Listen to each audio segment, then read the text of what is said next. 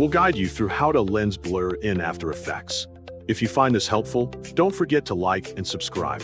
People search for this tutorial to learn how to create realistic lens blur and cinematic depth of field effects in Adobe After Effects. First, open Adobe After Effects on your computer and wait for the program to load completely. After the workspace appears, create a new composition to begin your project. Set the composition settings you need, then confirm to open the timeline.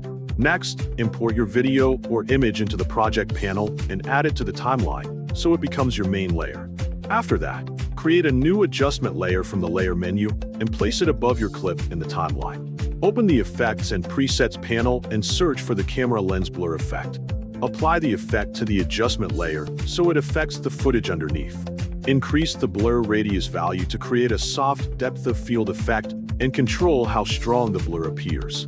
Then adjust the iris shape settings if needed to change the style of the blur highlights and overall lens appearance.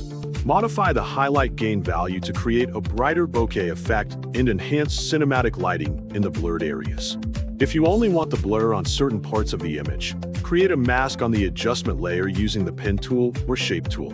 Press F on the keyboard to open the mask feather property and increase the feather amount for softer and more natural transitions between focused and blurred areas. If desired, animate the blur amount by enabling keyframes so the focus changes over time. You can also animate focus movement to simulate realistic camera focus shifts for a more cinematic look. Continue adjusting the blur settings, mask placement, and animation timing until the effect looks smooth and visually balanced.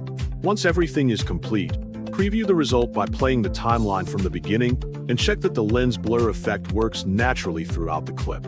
Fine-tune the settings if necessary to improve realism and visual quality.